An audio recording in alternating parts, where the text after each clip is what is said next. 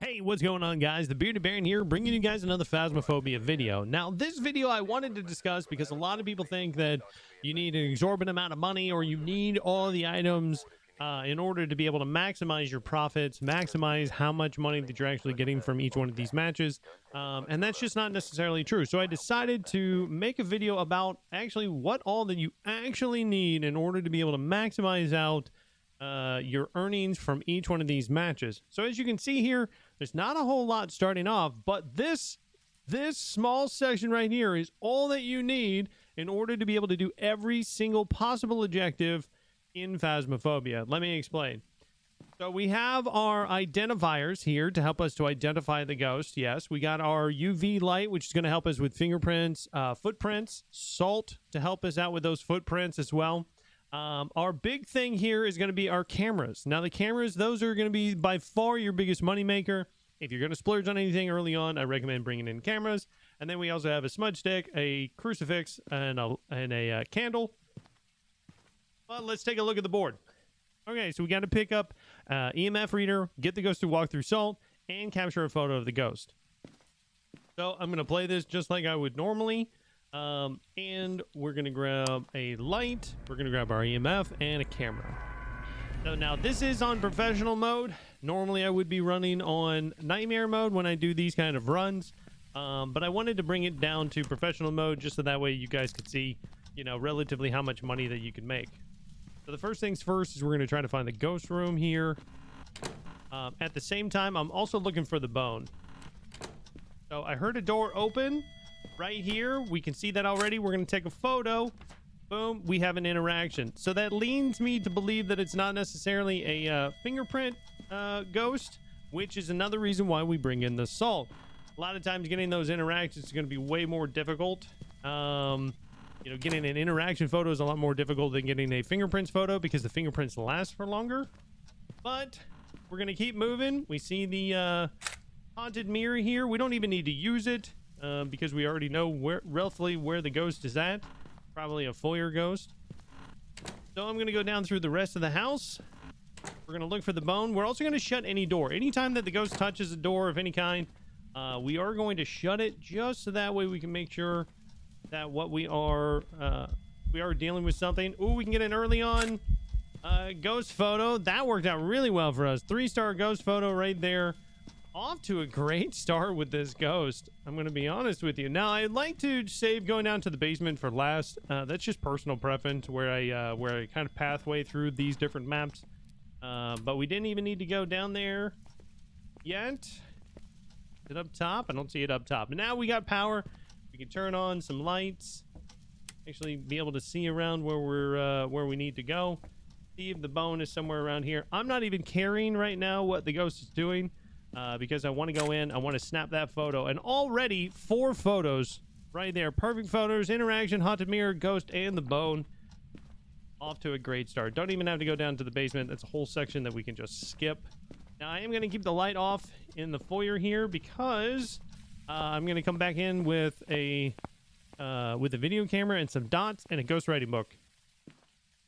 A lot of times, you know, the ghost might take a minute to be able to, you know, kind of give you those interactions that you're looking for, freezing temps, things like that. Now you'll notice I don't have anything extra here with me. I don't have any thermometers. I don't have any oh, I should have brought in a motion sensor.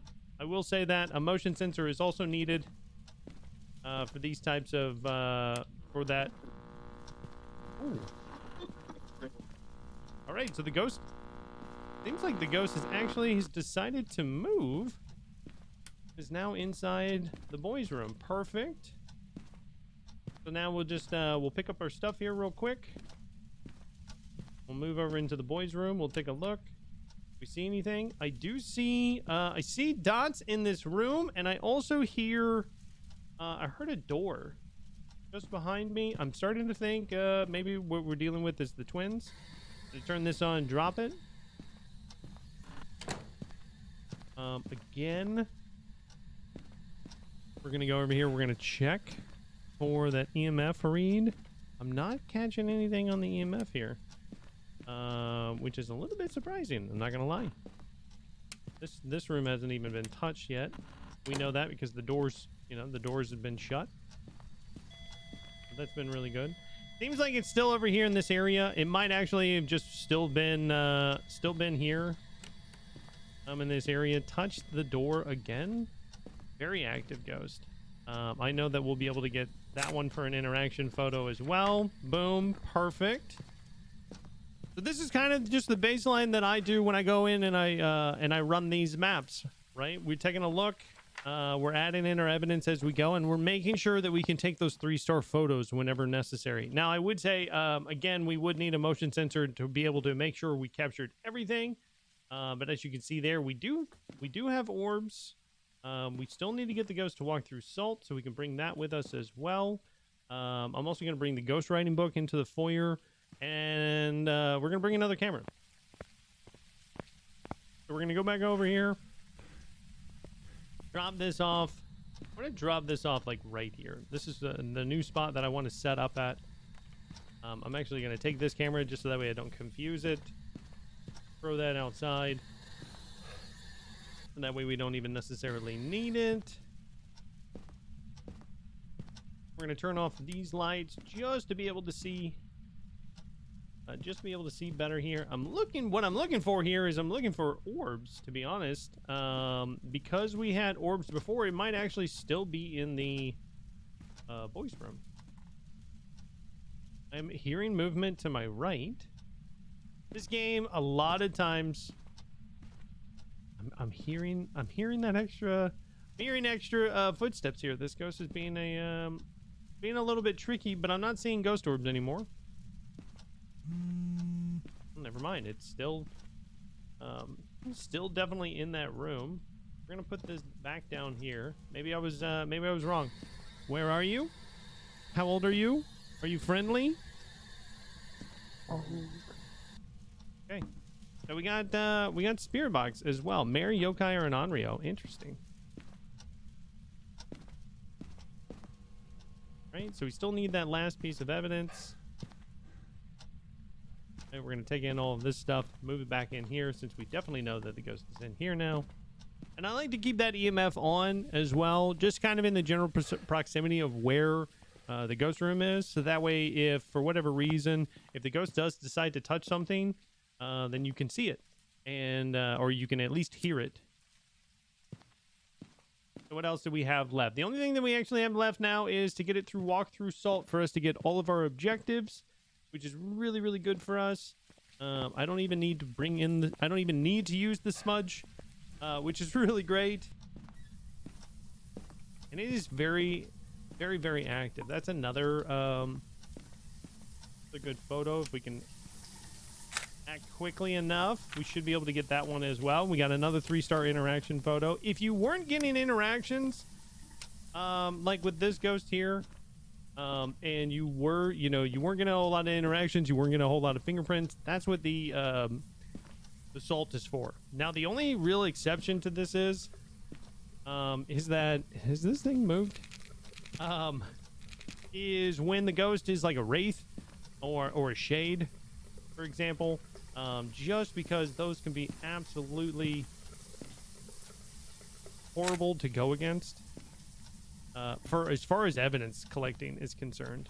I heard it move a couple of times, and I'm not seeing anything. Ooh, nice little ghost event there to throw us off. Got some more photos. Where do we got? We got 2 more photos we need to get. 1 more photo. Over there. Boom. Perfect. So we're maxed out on photos. We got the ghost to walk through. Got the ghost to walk through the salt, which is our last objective that we needed to get. I don't even need to use that other bit of camera footage because we got everything that we already need. Now, here's another thing to consider as well. Whenever you have capture the photo of a ghost, you don't actually need to. You don't have to have space in your book in order to be able to get the ghost photo. Even if you've already filled it up, that's the best time, honestly, to be able to do it. If you feel like you can't get them, or like you have to wait for a hunt to try to be able to do it, to like rapid fire your shots, then that's what I would recommend. But right now, we're just looking for that last that last piece of evidence here. It's not a non-reome, so we can rule that out because I haven't gotten freezing temps at all. So either ghostwriting or dots is what we're looking for. Ghostwriting or dots.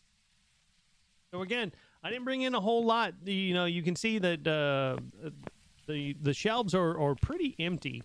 And that's just because you don't need it. You don't need to bring in all this extra stuff all the time. Especially because if you die for whatever reason, then it just makes it that much harder to recoup your losses. So if you want to maximize the amount of money that you're able to get, I'm actually going to move this like right in between the two, maybe. While we look here for the dots.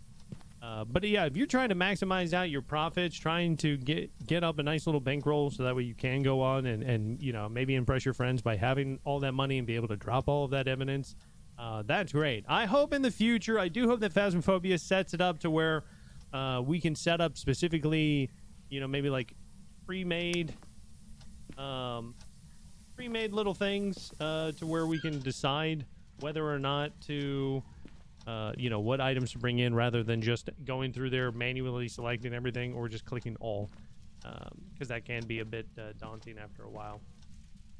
I don't want to edit, you know, I don't want to close out any of this because I want you guys to be able to see this from start to finish. Ooh, and we do have ghostwriting. All right, so there we go. So we are dealing with a mare. We know that it's a mare. Didn't even have to bring in sanity pills. Again, the big money makers here is going to be your cameras. That's what you need. And we had a 43% sanity. So a couple of niceties to be able to bring in for these type of events or for these hunts would be sanity pills, especially if you're having a hard time being able to find the ghost room. And also maybe a strong flashlight or a few more smudge sticks if you're feeling, you know, if you want to put them in for something that's relatively cheap, you know, not expensive at all. But just out of that one, maximum match, $270 there for a small map. Everything together, I did the calculations without the motion sensor. So the motion sensor adds another $100. That one's pretty expensive. But other than that, you can easily fill out everything else, do everything else for $220. That means one professional match, and you're good to go. So guys, if you find this video helpful, please leave a like, please share it with a friend. Let me know what you think down in the comment section below if you want me to do more videos kind of like this.